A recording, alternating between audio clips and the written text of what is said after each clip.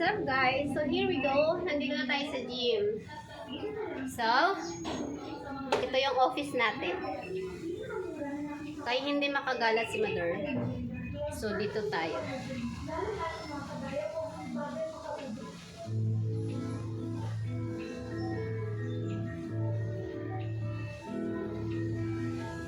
I'm pretty cute today. I think filter ako.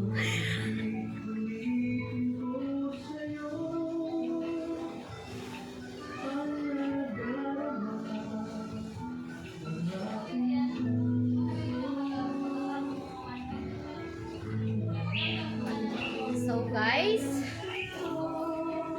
ay mag-workout tayo.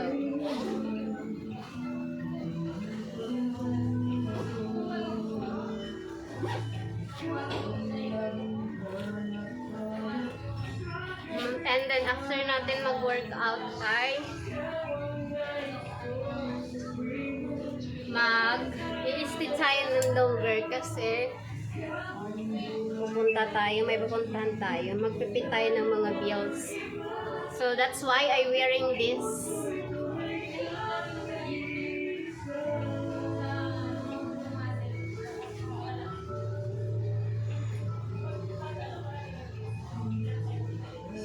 Ganda. Sa TikTok lang to. Ano lang to? 119 I think.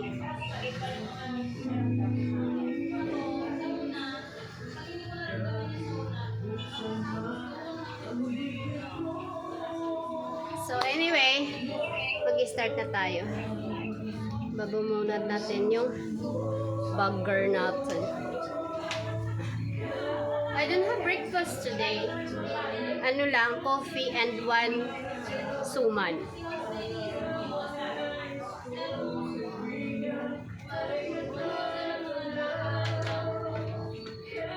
One suman. So, ayan sila ate. Nagpapamasil sila ng bibig. So, alam nyo ba ay masaya ako kasi everyday na not everyday, every other day na mag-gym ako. Dati, ang motor ko ay nilalagay ko lang dun sa may tabi ng kalsada. So, ngayon, may time na nag-cleaner yung mga tiga-munisipyo, pinagbabawalan ng mag-parking. So, ngayon, trinay ko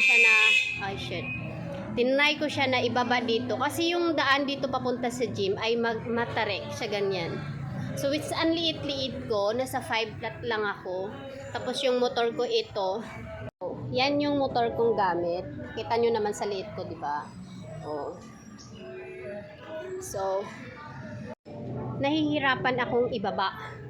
Kasi, pag nagbe-break ako, nababa pa ako ng upuan. So, yung mga days na pinagpapraktisan ko, finally, I made it. Nabababa ko na siya. So, sa help din ng mama doon sa gilid ng kalsada, ini-help niya ako pagpaakyat ako. Kasi yung malaking kalsada, din dito yung pababa, may nagpapara doon para makasave ka magguna. So, yan lang. Story ko lang.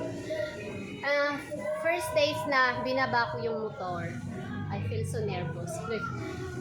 Parang yung lipad yung kaluluwa ko. Ang gaan-gaan ko sa motor. Tapos nung nandito na ako sa baba, yes, parang nanalo ko sa luto. Then after 2 days, another days again, binaba ko to. Ganun pa rin yung feel ko. So now, medyo kunti na lang. Dala pa rin talaga. Nag-iingat ako kasi baka magasgas siya. Although may gasgas na maliit, alam mo yun, baka magasgas or basta kayon. So, yun lang. So, kaya, ganun, happy ako kasi nalalagay ko na dito sa baba. At saka, hindi siya nagkakaroon ng alikabok. And then, safety, makikita ko siya. Hindi like doon na natabunan ko, tapos natatakot ako baka mamaya dalhin na ng yung MDE or something na dalhin sa munisipyo kasi nga bawal mag-park. So anyway guys, sumaba yung talk natin. Today ay mag-upper workout tayo. And yesterday, nag-legs ako. So, today mag-upper. is kahapon, I was thinking na hindi ako mag-gym today. Kasi parang, napagod ako kahapon. Pero when nakatulog ako ng maigi, and then pagising ko, parang ang sarap sa pakiramdam. Then, yung utak ko sabi ko, mag-workout ako. Tapos nakikita ko yung labahan ko, sabi ng mata ko, hindi ka mag-workout. Pero nananaig yung isip ko na mag-workout. So, it means maganda yung condition ng aking katawan. Then also later, lalabas din naman ako gawa. Magpipaid ako ng mga bills like wifi, electric, etc. So, that's why I wearing this. Pretty ba ako sa dress sa na to? Diba? Ang cute niya. Look, elegant, but parang yayamanin ang atake, but so cheap. Yung nagsusuot lang talaga.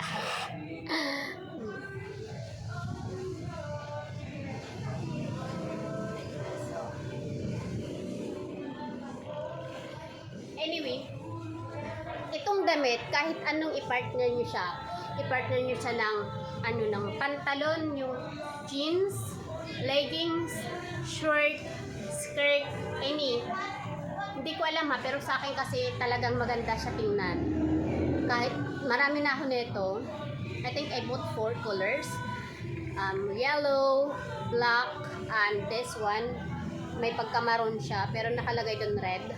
And then, yung gold. Medyo may pagka-gold siya. So, na-feel ko na maganda talaga siya sa akin. Bagay siya pang baba. Most of mag-shirt ka, then tatak mo siya dito. I-clip mo yung gayon. So, maganda siya tingnan. So, nasa yellow ko to sa TikTok.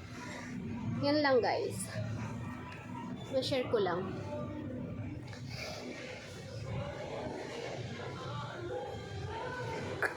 Bye-bye! Mag-workout muna ako.